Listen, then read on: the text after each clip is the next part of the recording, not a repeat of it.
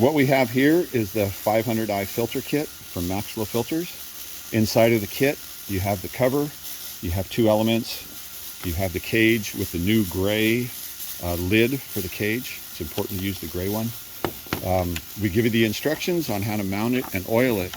And more importantly, we give you instructions on how to trim the baffle so that there's no interference between the shroud and the cover itself, or the baffle of the kit.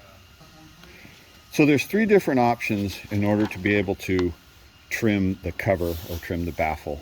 Option number one is just to leave it alone, and depending upon your mounts, how loose your mounts are, how long of a bar you have, that can work for some people.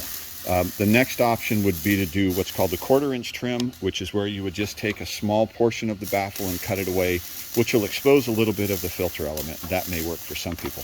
But a lot of people want to continue to have the full size baffle. And if you use that baffle with soft mounts, you're going to find that it is going to interfere with this portion of the shroud. And so it's going to be important to trim this portion of the shroud slightly so that the baffle will slide underneath it. So this is what it looks like here. You trim off this portion here, a little bit on this edge, and a little bit on this edge. So the option that we're going to mainly talk about here, we call it the West Coast trim, and that's because here on the West Coast they tend to have a little bit more severe cutting conditions. They have larger trees, and you can wind up with longer bars, and the stock motor mounts in some ways are a little bit weak for modified saws. And so because of that, there's this trim here that's required, and we're going to show you how to do that trim. You can see here, without doing the trim, how the cover will interfere with the stock shroud. And here, with the trim that's done, you can see that there's no interference. The West Coast trim requires that we remove a little bit of plastic right in this area here, and it's outlined in the black, and I wanted to give you some basic measurements on how much to take off. So we use the point of the Sharpie, just touch it and then roll it up until you get the end of it here. Then do the same thing right here. Roll it up, gives you a measurement. Roll it up, gives you a measurement. Then I just take my lines and I connect them together like this, kind of follow the outline of it. And then we just run it down the edge, pull off this corner here, and then this one we take it down the edge and pull off this corner here. And in the end, you're just removing all of this material. So once you've filled in these points with your Sharpie, you can kind of get an idea of what the trimmed area needs to look like. The next place we're going to go to is here, and it's the same story. You just kind of put the tip of your Sharpie on there, make a mark, and then you're going to be drawing somewhere in this region, up through here, and from here down.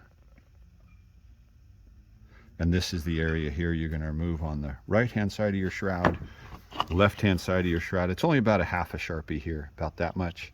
And you're just going to trim this corner off from here to here.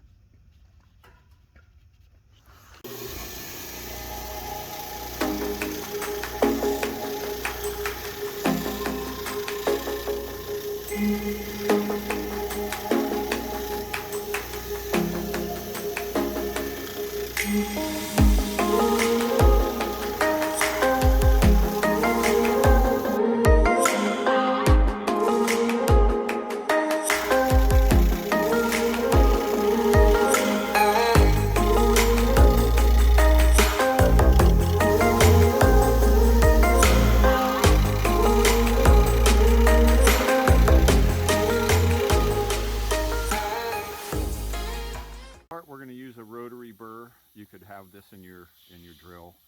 I just use it in a little air tool.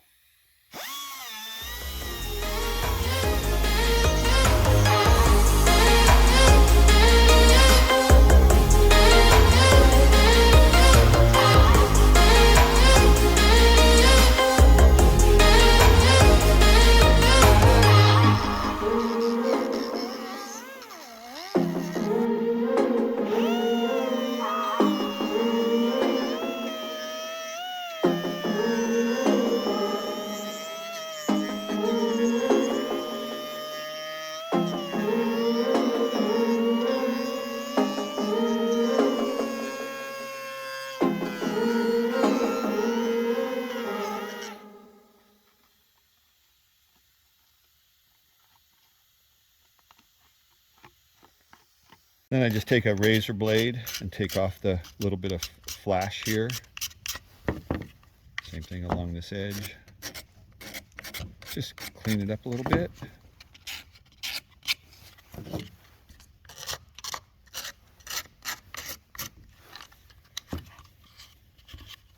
And that'll do it. That gives you the clearance that you're going to need in this area here. You can see the untrimmed one and the trimmed one.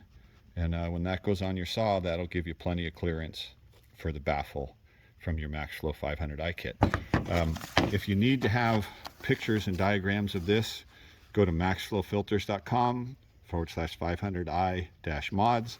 Maxflowfilters.com is the website. Thank you.